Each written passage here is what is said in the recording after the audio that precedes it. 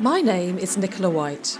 I'm a licensed Thames mudlark, well known for mudlarking on the River Thames and for researching the stories behind the objects I find. What happened when I handed over 10 of my mudlarking finds from Greenwich and Deptford in southeast London to 10 heritage trainees to research? What untold histories and intriguing facts did they uncover during the 7-week Lost and Found project? Come with me during this exclusive 10-part Lost and Found series to meet the trainees and to hear what their research has revealed. The Lost and Found project is produced by the Thames Festival Trust and made possible by a grant from the National Lottery Heritage Fund.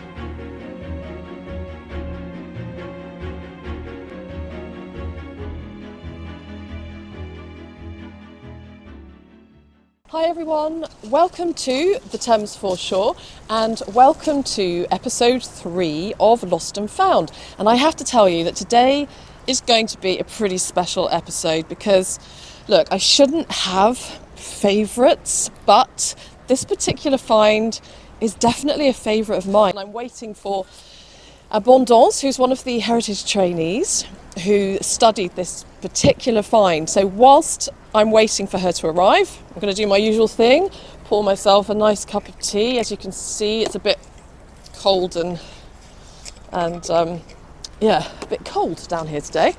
So I see Abondance over there. She's coming. Hi. Hello.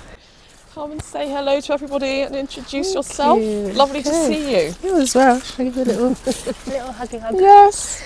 Hi. I'll Hello. sit down, make yourself Okay. comfortable. Can I offer you a cup of tea? Yes, please. I'll have a cuppa. So, Abondance, can you please introduce yourself to my viewers and tell everybody what you chose to study and why? Okay. So my name is Abondance Matanda. Just turned 27. I'm from North London. I'm from Tottenham. But I do love South London. Have a lot of loved ones here, and I feel like I've just spent my whole life going up and down the Thames. So I just was so excited by an opportunity to actually spend some time with the water and sort of learn more about its role in the city. And the object I chose is called an Nkisi Kozo, and I recognise the name of the object because I've heard of Nkisi Kondo before, which is like figures made in a human form, but this one is made in an animal form. So I was really interested in that kind of representation. And I'm familiar because I'm interested in museums, in decolonising collections, so there's that element. But I'm also Congolese through my dad's side, and that's his language. He speaks Kikongo, so the language was familiar to me. And I just wanted an opportunity to sort of bring together my interest in cultural heritage, like as a job, as a career, as well as my personal identity and heritage. And it just felt like the perfect opportunity. And I think because the project's all about maritime heritage, looking at South London and how the Thames sort of connects the city and the country to the rest of the world, especially as a black person, I knew that there would be so much heaviness and so much darkness in that history, which isn't something I'm necessarily like scared to address or confront. But I think this object offered like a sense of comfort and also like a joy and a familiarity that would make looking into that history just like that bit easier for me. There was other objects that I did have a connection to, but I also feel like I was chosen by the object as well, so I didn't want to like not engage with it when I felt so strongly drawn to it as well. So I wonder if any of you have guessed which object Abondance is talking about. Please can you show us this precious object? Yeah, out of the Moses basket. It's wrapped up in his autumn colours. I feel like I'm waking a baby up from a nap. He's now very famous. Yeah. Famous dog. Here he is. And here he is. Wakey, wakey. Should we put him on the table? Yes. Let's put him there so everybody can see him. Just give a little twirl just in case you haven't seen him before. I'd love to hear what you found out about him and what you'd like for myself and my viewers to know. It's a dog. It's a dog figure, and so like technically it's a power figure, which is quite a difficult thing to translate into English. There's not really a literal sort of version of it, but it's essentially a spiritual object that was made by a healer and sort of almost like a priestly figure, doctor person called an Nganga, and the Nganga basically makes these objects to sort of address community needs, like on a spiritual level. So it's a power figure that's meant to contain a sort of spiritual meaning, and so when people come to the Nganga with their certain issues, then he sort of charges the object to sort of do something for them. So yeah, it's a power figure, and it's essentially a dog who's meant to represent, like, very noisy, a hunter spirit. So Congo is known for its river and its rainforest, and so there's obviously all the nature, and then there's going to be the animals, and sort of dogs were seen as beings that can sort of move between realms. So there's like the earthly side of things as well as the sort of ancestral and spiritual, and I guess a dog was seen as able to like go after things that maybe a human might be a bit more timid about or whatever. So even though like it's carved in the shape of things, it's also a vessel, so it's got things within it, and there's like little clues like on the object, but you can tell that it's been sort of stuffed with things, and whether it's like feathers or like plants or leaves, so it's all very nature based, made out of wood, and it's got like all these like bindings on it. I think one of the most interesting things is like his broken arm, but I think it potentially could be deliberate, whether it's to sort of signal to the dog spirit to like go after something and like break a tie with something that is like binding somebody, or I don't know, there's so many ways to read it, but yes, a spiritual object. It's got the nails in the back of it. I feel like it can also be seen as like a record, almost like an archival document in a way, because like each nail, from what I understand, on the back of it. Should we turn him around? Yeah.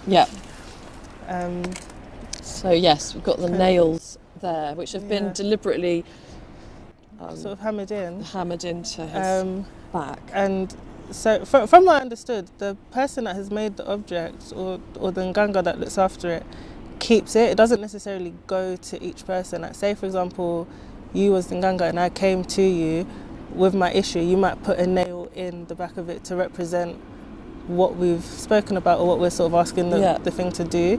And then if another person was to come in, then that's another nail that goes in the back. So it becomes like a record of what this thing is sort of doing and how many people it's serving and whatever. So it's kind of multi-purpose, I think. Which I think is quite an interesting way, because it's not like, so from my understanding as well, the tribe that it comes from, the Congo tribe, sort of values more of an oral history tradition rather than like a sort of written way of doing things. So like this is like a sort of a type of writing, I guess, a way of documenting things through materials and objects and all that. So I guess like with this whole project, the biggest question is, how did this thing end up in the Thames? And so from my research and my understanding, it seems that what was typical is that Europeans would go to West Central Africa and find sort of indigenous spiritual practices and try to Christianize them.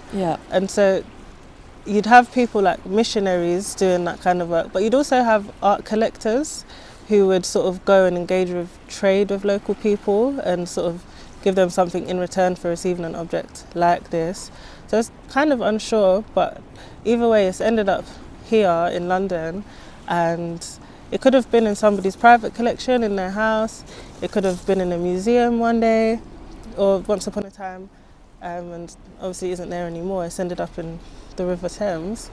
But I think I was just really interested in that. And then one of the other trainees, Jude Pretoria, has worked with the Museum of Everyday Life, which is like a sort of community archive, and they sort of look at just any local history sort of projects related to Deptford, Lewisham, and Jude showed me this whole collection of slides, lantern slides, of like a sort of a mission that went to Congo, and I don't know like loads and loads about the people that went, but it's like they were just travelling up and down the river. So Nzadi Nzere is the sort of the local term for the Congo River, and it means the river that swallows all rivers, just because there's so many like tributaries and whatever.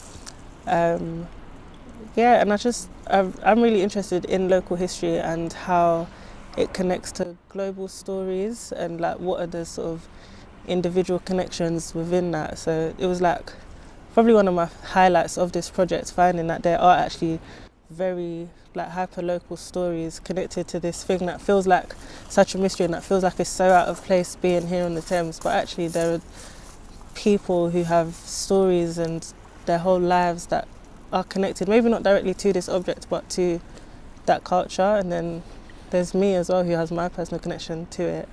I feel like I just wanted to highlight that, and I think just show people that there could be someone that lived on your road or went to the same church as you, or just knows the area that you did in another era, that was equally curious, maybe even scared or intimidated or whatever by this thing, but went on their own journeys to sort of find out more. And in the 21st century, we have access to so much more resources and tools and information, and we're able to like just build on that.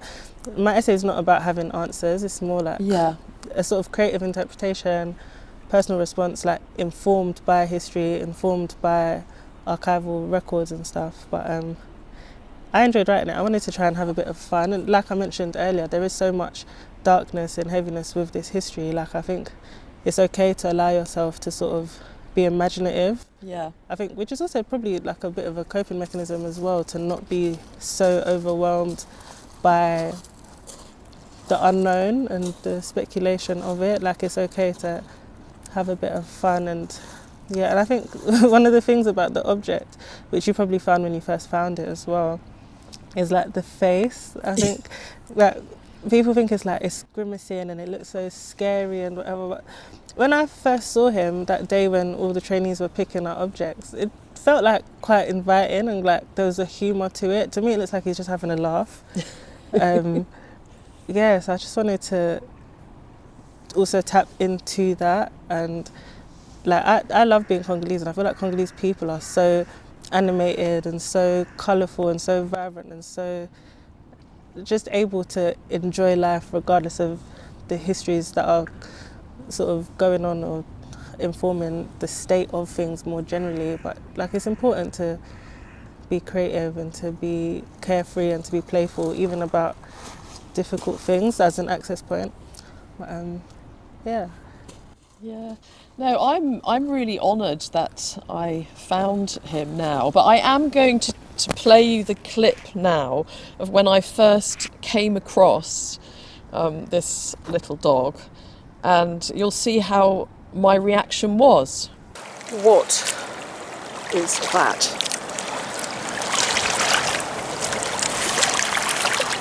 Oh my goodness. Oh my goodness. Now that looks like something that I will definitely not be taking home. Oh, whatever is it? Now, it doesn't look very...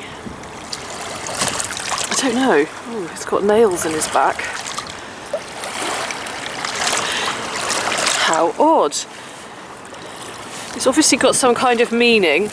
I mean, it's like an offering, but it doesn't look quite so nice. I mean, I could be wrong, it could be completely lovely, but something not quite appealing about it. Not something that I would want to have in the house. Let's get a better shot of it. Who are you? What are you doing here? What's your name? And what is your purpose? And why have you got nails on your back?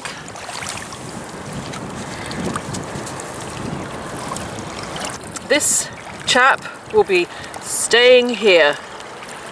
Let's hope he's a nice dog with nails on his back.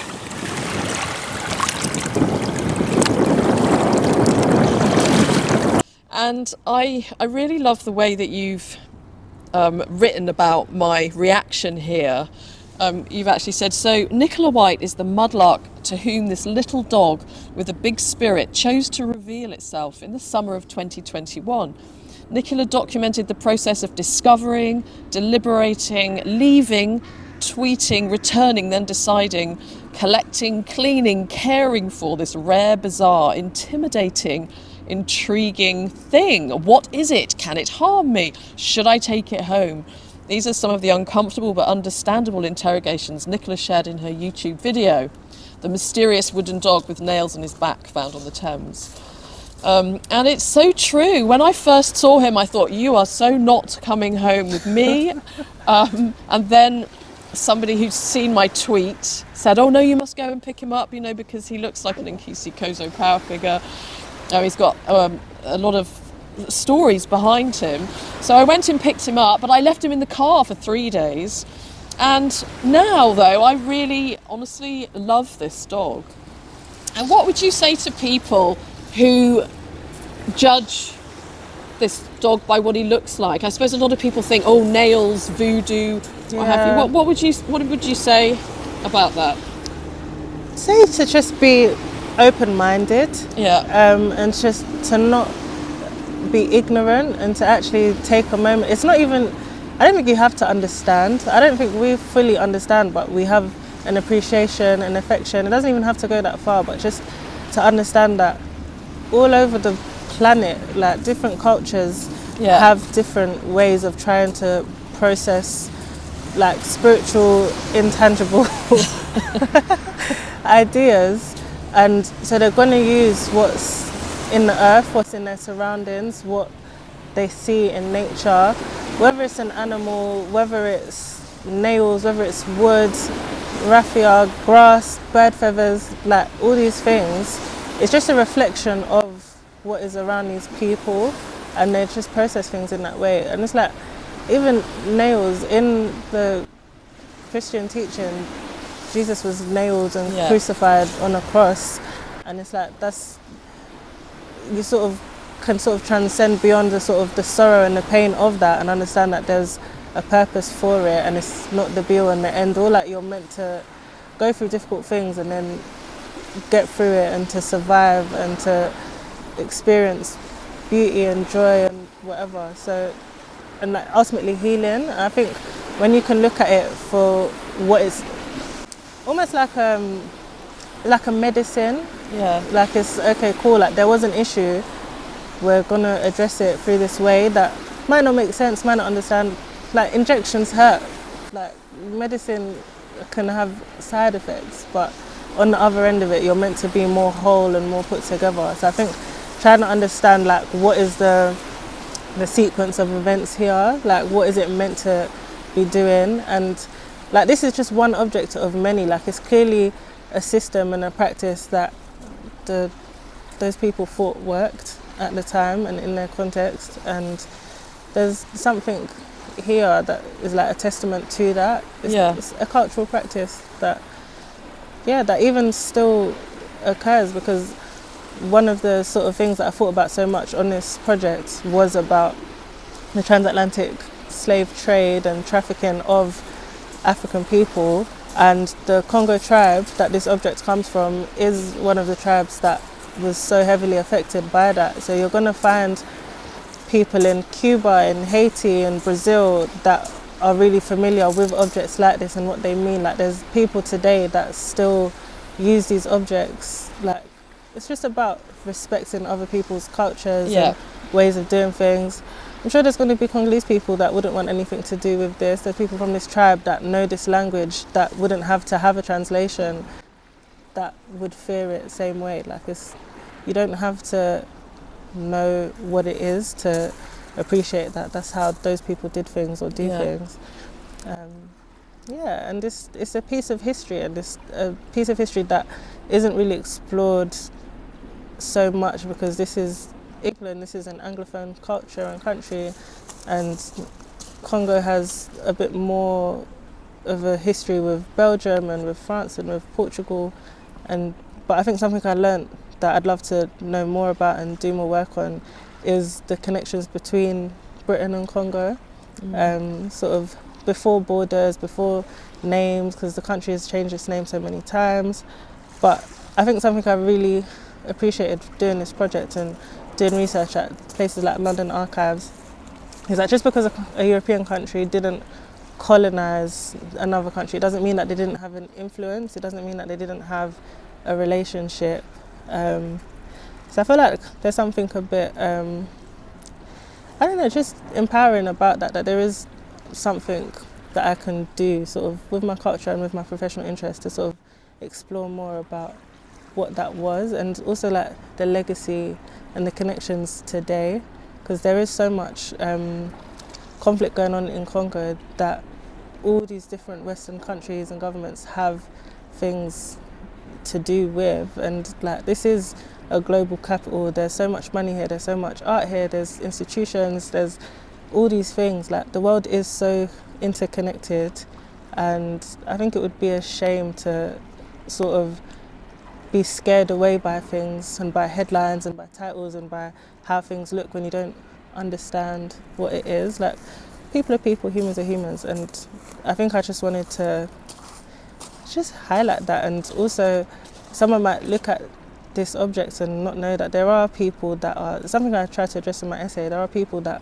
are still connected to that culture, to that language, that are walking around London like anybody else. And yeah, I think it's important to humanise things, especially when these things can't speak for themselves. Like we can't speak to the Nganga who worked with this, we can't speak to the artisan who crafted this, we can't speak to anybody who might be represented by one of the nails in the back of the dog, but we can do what we can to sort of imagine what it means, what it might have represented and done for people, and it's an entry point. There's so many other ways. I'm sure if another trainee researched this object, you'd be having a completely different conversation, which is the beauty of it. And you've actually given a name to our friend here, and can you tell us what that name is and why you called him that? I can. So he's got 3 names that didn't come all at once. So there's Moise, Lazarus, Likeni, and Moise is the French name for Moses, and it's basically because the first time you let me take him, he was in this little bag and it just felt like a Moses basket, maybe because it's like woven and like it just looked like so cute and just so innocent. And I just thought about the Bible story in Exodus of Moses sort of being sent away from his family, from his home, and like his mother like entrusting him to be protected and cared for by whoever he's ended up in the hands of. And Moses' basket washed up in the temple of a princess in Egypt, and it just made me think of like just that handover between me and you. It just made me think of that. Yes, because he was in this basket, right? Yeah, this basket. So Moses in the basket, and then Lazarus in the New Testament of the Bible, and it's like such an important story just because it's also like the last major miracle that Jesus performed that sort of made all the Pharisees and everyone decide that, okay, guys, this guy is too powerful, we can't, like, Lazarus' resurrection would make too many people believe in his healing powers and his sort of claims to being the Son of God and whatever. So I just thought, in terms of how contentious this object is and how like it feels like it's been resurrected, it's come out of the water, and it's got this like new life and this new story that I feel like it wants to tell and that I'd like to tell, that I have told in my own ways. So I just thought that would be like an interesting sort of way. And there's so many people that have biblical names, and like, why can't this object? But then, so like I was going with Moise Lazarus, and then I just thought I just really want to represent the tribe that he comes from, that I come from, which is the Congo tribe in Central Africa, like literally on the coast, goes through Angola, the DRC where I'm from, just other countries. And yeah, so Lukeni is the name of like the founder of the kingdom back in like the 1400s. But it's a matriarchal culture, so Lukeni is the name of the mother of the first king. Right. And yeah, I feel like it's important to have a pride in African names, especially in Europe where so many people try to Anglicize things or try to like have nicknames or just simplify things so it's easier on somebody else's tongue to say your name. But no, like we have our histories, and it's a way to identify something and sort of be proud of who you are, where you come from. So yeah, I just wanted to represent that. And I love all of my names. I've got French names, I've got African names. So just like I have that little bit of me as well. So, Moise Lazarus Lukeni, from being very anonymous and covered in mud and rejected really when I first found him, he's now, I mean, he has to be the best known dog in London now. And you can read Abondance's absolutely beautiful, moving essay in the Lost and Found book, which can be downloaded for free from the Thames Festival Trust website. And also you can receive a hard copy of this, and I'll put details of how in the description to this video. Obviously we've heard about how you've been inspired by Moise Lazarus Lukeni, but is there any particular way in that he's inspired you? Yes. You might show us. There is. So once the project was done, I wrote a poem about Moise, about my research, about my identity, sort of to kind of process everything. But the poem is called He Called Me, I Named Him. Before we go, You've agreed to give us a little performance of your poem, so we're going to change like areas and go somewhere else to listen to Abondance reading her poem. And before we do that, is there anything else you wanted to say? Yeah, actually. So one of the things that we did as we researched the object is we took him for a little x-ray. Yes, we did, that's and right. There's an image of one of the scans in the book alongside my text, and I think, I don't know, it's like I did have this kind of discomfort almost with like, should I be like sort of peering in? I felt like I was being like an intruder and like invading the sort of privacy almost of the object. But I don't know, I feel like it is just muddy waters, like sort of looking into these things, and we want to know more, we want to respect what it is, but it's like you want to find out more about the materials. We found so many things that we didn't expect to have discovered about it, whether about what's inside, what's outside of it, the materials of things, and potential dates for things. So yeah, that is something that we did do. Yeah, and I actually filmed that. And of course, there could well have been something inside him, you know, in his little backpack. Yeah. Here. And even like the mirror was probably like shiny once upon a time, like things could be reflected off of it. Yes, that's right. And I noticed feathers coming out of him. Yeah. In fact, if you look at the bottom here, there's a feather coming out. Yeah, a little white one. Here. And even like the nails, like some are shorter than others, and then could potentially have been added later. Then like the binding on his arm, some is raffia, some is this like other black material that could have been added in the 20th century. I have my own theories, but this could have sat in a museum collection in South London once upon a time. Yeah. It could have sat in somebody's house.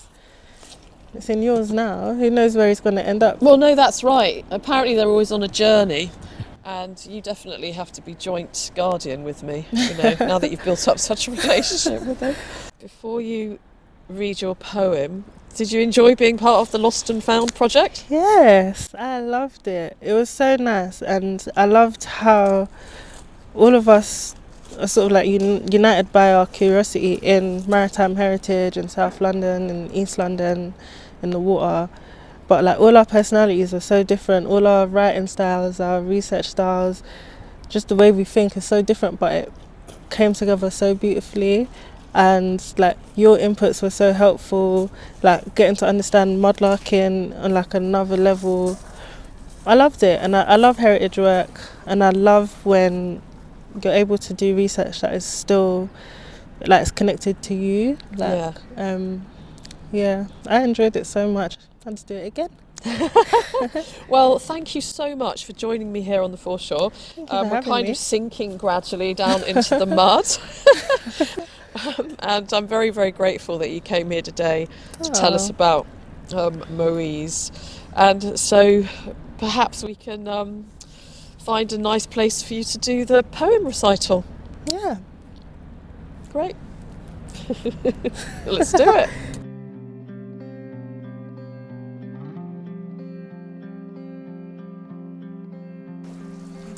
My name is Abondance Matanda, and I'm about to read my poem, He Called Me, I Named Him, inspired by this Nkisi Kozo spiritual object, power figure. I'd like to dedicate this to Nicola.White, the mudlark, to my dad, to Tom and all the trainees who have really inspired me as I've done this project and this research. He called me, I named him. Princess Diana died a year before I was born. So my dad was thinking about naming me after her, but his ancestors insisted on giving me 3 different names instead. Abondance, Lubamba, Matanda. Matanda means a mountain so high you can't climb it. Lubamba is like the internal foundational frame or structure of a building before it gets built. And abondance is just a French translation of abundance, plenty, riches, wealth. So if I was to introduce myself in one of my dad's languages, Lingala, I'd say, Kombo Nangai Abondance, which simply means my name is a lot. My name is my portion, my mission, my compass. So when I'm lost at the sea of this life that the good Lord gave me, I can find my way back to myself, simply through my name. I have a deep blue knowing of what it is to be named, and my ancestors have a deep dark knowing of what it is to be robbed of the original sound uttered from the mouth of your creators as your guide to navigate your way through the sea of this life. So when I heard about this little old dog emerge from the baptismal font of this river that we call the Thames, there was a deep, dark, blue, niggling, nudging, knowing, bubbling about how to contain the spirit of this thing in a name. Technically, this little old dog thing is a type of object, a work of art, an archival record called an Nkisi Kozo, which kind of translates to the spirit of the dog. So how do you contain the spirit of a spirit in a name? Simply, you don't. So what do you do then? Simply, you listen. So I've been listening to this deep, dark blue, niggling, nudging, knowing, and there's 3 different names that's bubbled over.